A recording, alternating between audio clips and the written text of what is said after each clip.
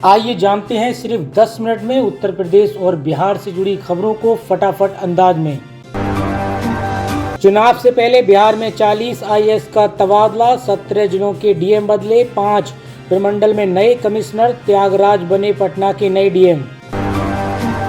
देश में तेजी से बढ़ रहे कोरोना के आंकड़े, फिलहाल देश में एक्टिव केस 1300 के पार, अब तक 12 लोगों की हुई मौत। नोएडा में एक दिन में 19 मरीज मिलने से स्वास्थ्य विभाग में हड़कंप। पटना एयरपोर्ट पर हुआ संस्कार और सम्मान का मिलन, पीएम मोदी ने की 14 साल के आईपीएल स्टार वैभव सूर्यवंशी से मुलाकात। प्रधानमंत्री नरेंद्र मोदी ने बिहार दौरे के दौरान पटना एयरपोर्ट पर 14 साल के युवा उभरते भारतीय खिलाड़ी वैभव सूर्यवंशी से छोटी मुलाकात की, जहां उस समय वैभव के माता पिता भी मौजूद थे। पीएम मोदी ने वैभव के परिवार के साथ हुई उस मुलाकात की तस्वीरें अपने भी सोशल मीडिया पर साझा करने के साथ उन्हें भविष्य के लिए शुभकामनाएं भी दी। कोरोना के बढ़ते मामलों के बीच बिहार सरकार अलर्ट, मरीजों की संख्या बढ़ने पर नहीं होगी ऑक्सीजन की कमी, अस्पतालों में हुआ मॉक ड्रिल। राहुल गांधी का 6 जून को राजगीर में सम्मेलन, नीतीश कुमार के गढ़ में ओबीसी और ईबीसी को साधेंगे। पिछले 5 महीनों में राहुल गांधी का 5वां दौरा। आरजेडी विधायक के भाई की खुलेआम दबंगई, अंचल कार्यालय में जमकर काटा बवाल, लैपटॉप और डोंगल भी लेकर भागे। मुजफ्फरपुर के गायघाट में आरजेडी विधायक के भाई रंजीत राय ने अंचल कार्यालय में हंगामा किया। उन्होंने एक व्यक्ति को काम करने के लिए दबाव बनाया और डाटा एंट्री ऑपरेटर से विवाद किया। आरोप है कि रंजीत राय ऑपरेटर का लैपटॉप और डोंगल लेकर भाग गए। ऑपरेटर ने थाने में शिकायत दर्ज कराई है। विधायक निरंजन राय ने विवाद सुलझाने की और लैपटॉप वापस करने की बात कही।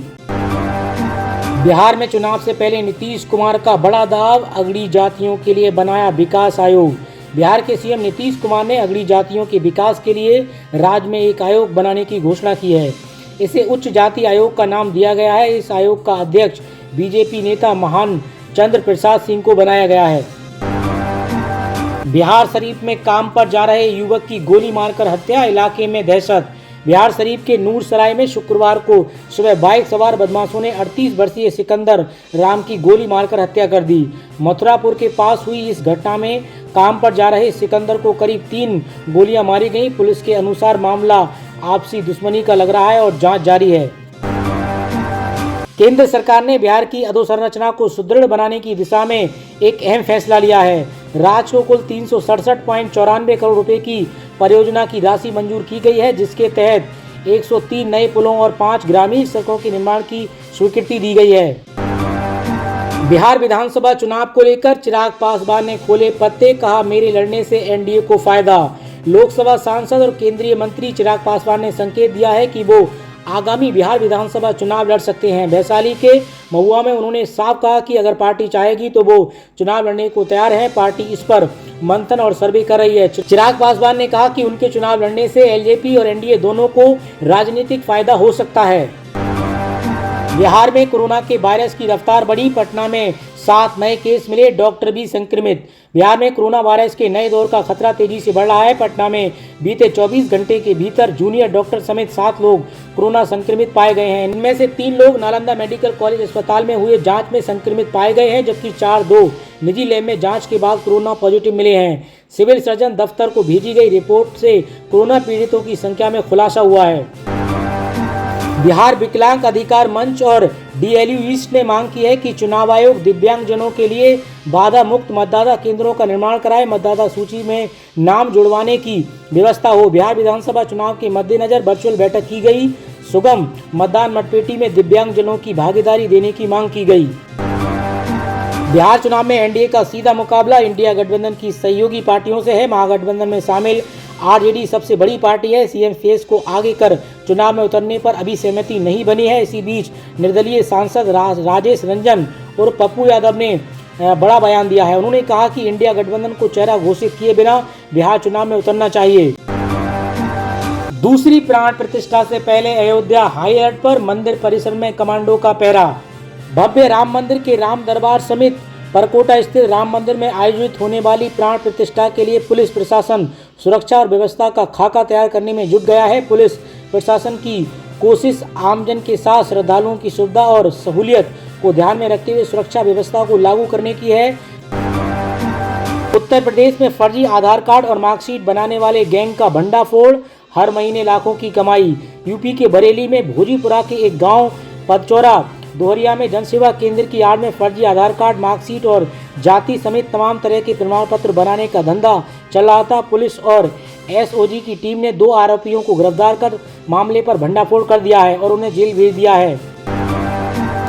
यूपी के 35,000 से अधिक शिक्षकों को झटका, नहीं मिलेगी पुरानी पेंशन। बेसिक शिक्षा परिषद के सचिव ने स्पष्ट की स्थिति। यूपी में विशिष्ट बीटीसी बैच 2004 के जरिए नियुक्त 35,000 से अधिक परिषदीय शिक्षकों को पुरानी पेंशन नहीं मिलेगी। उत्तर प्रदेश विधानसभा की प्रतिनिधित्व विधायी समिति की 16 अप्रैल को आयोजित बैठक के संबंध में बेसिक शिक्षा परिषद के सचिव सुरेंद्र कुमार तिवारी ने विशेष सचिव बेसिक शिक्षा को भेजे पत्र में साफ किया है कि इन शिक्षकों को पुरानी पेंशन का लाभ नहीं मिलेगा। मेक इन इंडिया को ताकत देगी UP defence corridor. Agra Aligarh में रक्षा उत्पादन बढ़ाएगी योगी सरकार। योगी सरकार ने उत्तर प्रदेश के आगरा और अलीगढ़ रक्षा कॉरिडोर नोड्स के विकास को तेज कर दिया है। यूपी रक्षा औद्योगिक कॉरिडोर के तहत दोनों नोड्स में कुल 211.02 हेक्टेयर क्षेत्र में अगले 2 महीनों में 185.30 करोड़ की लागत से बुनियादी ढांचे का निर्माण किया जाएगा। ताजमहल की सुरक्षा के लिए तैनात हुआ एंटी ड्रोन सिस्टम, 500 मीटर दायरे में होगी कड़ी निगरानी। ताजमहल की सुरक्षा के लिए एंटी ड्रोन सिस्टम तैनात कर दिया गया है। इससे 500 मीटर दायरे में निगरानी होगी। रेडियो फ्रिक्वेंसी और जीपीएस जैपिंग से ड्रोन निष्क्रिय त्वरित प्रक्रिया में टीम संचालक का पता लगाएगी। हरदोई में तेज रफ्तार कार बेकाबू होकर पलटी, हादसे में 5 की मौत, 7 लोग गंभीर रूप से घायल। शादी से लौट रहे थे कार सवार।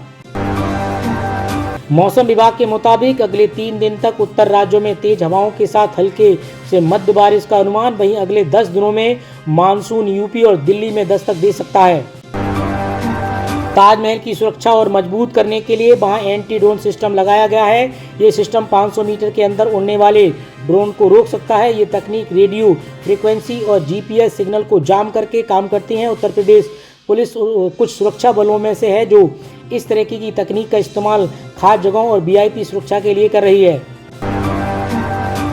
प्रयागराज दौरे पर CM Yogi Adityanath, Allahabad high court की नई बिल्डिंग का उद्घाटन, संभल हिंसा के मास्टरमाइंड की पेशी आज।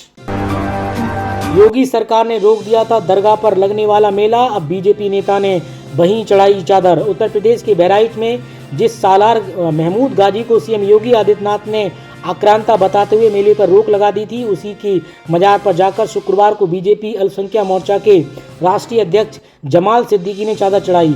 इतना ही नहीं, इस मौके पर उन्होंने खुद को भगवान श्री राम का वंशज भी बताया। उत्तर प्रदेश के मैनपुरी जिले से एक सनसनीखेज मामला सामने आया। महिला मोर्चा अध्यक्ष के बेटे इस समय सोशल मीडिया पर 130 वीडियो वायरल हो रही हैं। वायरल हो रहे वीडियो शहर के अलग अलग होटल रेस्टोरेंट में बनाए गए हैं। एक साथ इतने वीडियो वायरल होने के बाद हड़कंप मच गया है। जहां विपक्ष जमकर हमला बोल रहा है तो वहीं भारतीय जनता पार्टी महिला नेता ने चुप्पी साध ली है। भारतीय जनता पार्टी की महिला नेता के बेटे की शादी हो चुकी है और महिला ने पति को छोड़ रखा है।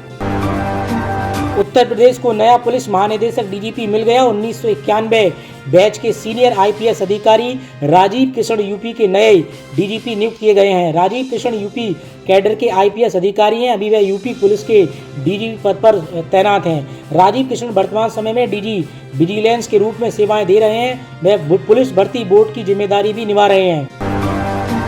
उत्तर प्रदेश के मऊ में साल 2022 के विधानसभा चुनाव के दौरान दिए गए भड़काऊ भाषण के मामले में सुभाषपा विधायक अब्बास अंसारी को कोर्ट ने आज दोषी करार देते हुए 2 वर्ष की सजा और 3,000 रुपये का जुर्माना लगाया। इसी के साथ अब्बास अंसारी की विधायकी भी रद्द की गई। दिल्ली से लेकर उत्तर प्रदेश में बांग्लादेशी घुसपैठियों पर एक्शन। दिल्ली के अलग अलग इलाकों से पकड़े गए 38 बांग्लादेशी कूच बिहार के रास्ते दिल्ली पहुंचे थे घुसपैठिए। प्रधानमंत्री नरेंद्र मोदी ने शनिवार को भोपाल का दौरा किया। यहां लोक माता देवी अहिल्याबाई सशक्तिकरण महासम्मेलन में शामिल हुए और जम्बूरी मैदान में एक जनसभा को संबोधित किया। यहां से प्रधानमंत्री नरेंद्र मोदी ने महिला सशक्तिकरण का मजबूत संदेश दिया। इस पूरे आयोजन की जिम्मेदारी महिलाओं को सौंपी गई थी। रक्षा मंत्री राजनाथ सिंह ने पाकिस्तान को फिर चेतावनी दी। उन्होंने कहा कि हाफिज सईद और मसूद अजहर को भारत को सौंप दे। मुंबई हमले में हाफिज सईद शामिल था, उसका हिसाब होगा। आतंकवाद के खिलाफ हम उन तरीकों का इस्तेमाल करेंगे जो पाकिस्तान सोच भी नहीं सकता। इस बार पाकिस्तान ने कोई हरकत की तो हमारी ओपनिंग नेवी करेगी। अमेरिकी राष्ट्रपति डोनाल्ड ट्रंप ने संबोधित करते हुए एक बार फिर भारत और पाकिस्तान के बीच सैन्य टकराव खत्म करने का श्रेय लिया। उन्होंने कहा कि अमेरिकी हस्तक्षेप से दोनों देशों के बीच संभावित परमाणु संघर्ष को रोकने में मदद मिली है। प्रेस ब्रीफिंग के दौरान ट्रंप ने कहा कि हमने भारत और पाकिस्तान को लड़ने से रोका। मेरा मानना है कि ये परमाणु आपदा में बदल सकता था। बलूच लिबरेशन आर्मी के सेनानियों ने सुराब शहर पर कब्जा का दावा किया है। बलूच लिबरेशन आर्मी ने एक बयान जारी कर कहा कि बैंक, लेवी स्टेशन और पुलिस स्टेशन सहित प्रमुख सरकारी प्रतिष्ठानों पर कब्जा कर लिया है। मुख्य क्योटा, कराची और सुराब गिदर राजमार्गों पर त्वरित जांच और गश्त जारी है। 2026 के पश्चिम बंगाल विधानसभा चुनाव के लिए मिशन रोड पर बीजेपी गृह मंत्री अमित शाह आज राज्य के 2 दिन के दौरे पर बीजेपी जिला संगठन को मजबूत करने पर मंथन करेगी। 2 दिन पहले पीएम मोदी ने अलीपुरद्वार में की थी रैली। विदेश मंत्री एस जयशंकर ने पाकिस्तान को लेकर फिर भरी हुंकार। कहा, भारत अभी परमाणु ब्लैकमेल के आगे नहीं झुकेगा। तो पीएम मोदी ने कहा कि परमाणु बम की गीदड़ भभकी से नहीं डरेगा भारत। पाकिस्तान की सीमा से लगे जम्मू कश्मीर, पंजाब, राजस्थान, गुजरात और आज ऑपरेशन सील के तहत किया जाएगा मॉक ड्रिल। इस दौरान सायरन बजेंगे और होगा ब्लैकआउट। उत्तर भारत समेत देश में कई हिस्सों में आज भी भारी बारिश का अलर्ट। असम में लगातार हो रही है बारिश ने बढ़ाई मुश्किलें। गुवाहाटी में सड़कें बनी समंदर, कई इलाकों में भरा पानी। पश्चिमी अफ्रीकी देश नाइजीरिया में अचानक आई बाढ़ ने मचाई तबाही। बड़े बड़े टैंकर तेज धार में बहे। सैलाब में 117 लोगों की मौत। भारत और पाकिस्तान के बीच हुए संघर्ष में तुर्की ने पाकिस्तान का साथ दिया था, जिसके बाद भारत ने तुर्की के खिलाफ कड़ा रुख अपनाया है। अब केंद्र सरकार ने इंडिगो और टर्किश एयरलाइंस के संबंध को समाप्त करने की डेडलाइन तय कर दी। ऑपरेशन सिंदूर आउटरीच मिशन पर सर्वदलीय प्रतिनिधिमंडल के सदस्य कांग्रेस के नेता सलमान खुर्शीद ने इंडोनेशिया में कहा कि अनुच्छेद 370 के हटने से जम्मू कश्मीर में लंबे समय से चल रही अलगाववादी की समस्या खत्म हो गई है। सलमान खुर्शीद ने ये बात इंडोनेशियाई थिंक टैंक और शिक्षाविदों के सदस्यों के साथ बातचीत में कही। तो दोस्तों, आज की खबरों में इतना ही। मिलते हैं एक और नए अपडेट के साथ। इसी तरीके की महत्वपूर्ण खबरों के लिए आप AK न्यूज़ के साथ जुड़े रहिए।